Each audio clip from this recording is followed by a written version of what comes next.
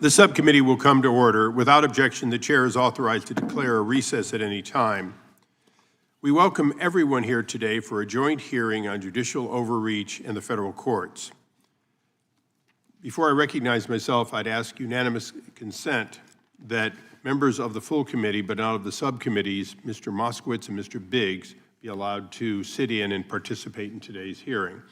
Without objection, so ordered. And as a point of personal privilege, before I make my opening statement, Speaker Gingrich, I've been here now, this is my 25th year on the Hill, and the first time I've had the pleasure of having you as a witness. I will cherish that as much as I cherish the time I once carried your bag off of an airplane in San Diego and found out you were the speaker, but you were also a regular guy. So with that, I'll now recognize myself for an opening statement.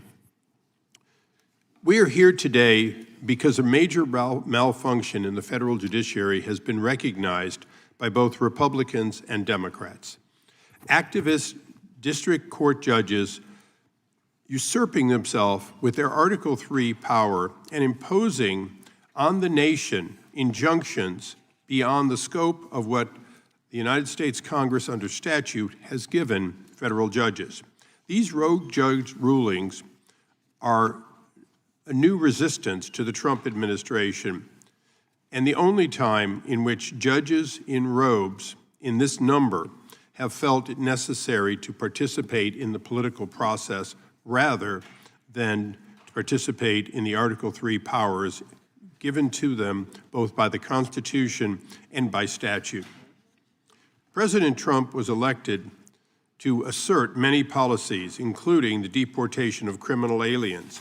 He did so publicly and was elected by a majority of Americans and the vast majority of the Electoral College. But he also did so in stark contrast to executive orders of the previous administration. Time and time again, rogue judges have asserted, as though they were 5 of the 9 members of the Supreme Court, their authority when the president was doing nothing more than undoing a policy of his predecessor, one which they seem to have no problem with in the previous administration. Let me be clear, it should never have come to this. It is within the Supreme Court's ability to rule appropriately that judges have exceeded their jurisdiction. Time and time again, the High Court has ruled on the substance of the ruling rather than on the inappropriate nature of an injunction overly broad and affecting hundreds, thousands, or millions of people beyond the plaintiffs before that court. Just last night, a judge halted the administration's plan to end temporary protective status for about 350,000 Venezuelans that Joe Biden welcomed into this country and gave temporary protective status to. Temporary seems not to be a word understood by the court. If President Biden could give protective status temporarily, how, in fact, could it not be the prerogative of the next president to undo that status? Nowhere in that protective status was there an act of Congress or a recognition that temporary equals permanent. This is but the latest outrage coming from lower, or at least I might say the lowest courts. I have said from the start that my colleagues on the other side of the aisle should support this legislation. After all, it was the Biden administration who opposed these universal injunctions and said they were illegitimate. In fact, legislation in the last Congress, authored by a Democrat, is substantially similar to the one that we offer today and would have the same effect.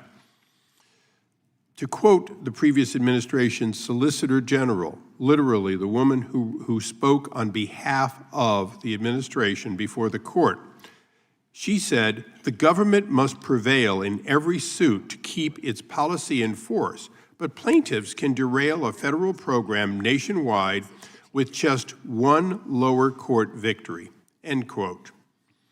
Those words by Elizabeth Prolongar President Biden's own Solicitor General, were from October 2024.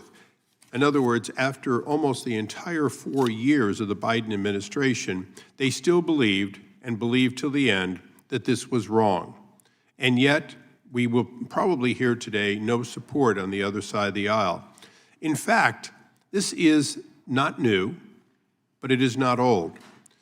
For 180 years of our nation, there were no such injunctions. Only beginning in 1963 did district courts begin to, in relatively small amounts, believe that they could do these without multiple plaintiffs from multiple circuits. From 2001 to 2023, the number grew to 96. But an incredible 64 of those occurred during only 4 years, the 4 years of President Trump, meaning that more than half of all injunctions in this millennium, this century, were against President Trump in his first 4 years. That used to seem like a lot, but during President Trump's first 9 weeks in office this year, he has already faced more nationwide injunctions than President Joe Biden did in his entire 4 years. The federal judiciary isn't interpreting the law. It is impeding the presidency. It is, in fact, not co-equal, but holding itself to be superior. Since Marbury, Madison, there's no question at all that the third branch says it's the last word. And we have accepted that for over 200 years. But that acceptance is for the Supreme Court making a final decision, not one of over 700 district and appellate judges. The reality is every judge is considering himself not to be an associate justice, not to even be the chief justice, but in fact to be a combination of the justice and the President of the United States. This demands that we make a change and make it quickly. When a judge believes that he can order a full plane of criminal aliens back to U.S. soil, essentially saying that 200 years of a statute is to be overturned by his quick order without knowing even who was on the airplane. And finally, demanding that President Trump spend $2 billion in a single weekend, and I repeat, a weekend, and not tolerating any delay because that money was money that that judge believed should be spent, even if it was reckless and illegal. The last one might be understandable because a judge might have misunderstood and thought that President Biden was still in the White House, or that $2 billion, like the $188 billion that President Biden tried to forgive in student loans, and then, when thwarted by the United States Supreme Court, found a workaround that he believed was legitimate and gave away another $8 billion in loan forgiveness. No question at all, we had a rogue in the White House for 4 years. Many today will talk about the current occupant of the White House. But in fact, most of the rulings that are being overturned are simply undoing rogue activities of the previous administration. The No Rogues Ruling Act does not eliminate the ability of judges to make decisions. In fact, every decision made by a judge on behalf of a plaintiff would still go forward, but it would go forward only as to the plaintiff in front of him and not a nation as a whole determined by one judge, neither elected nor appointed to a position of sufficient power to speak on behalf of the entire nation. And with that, I would recognize the ranking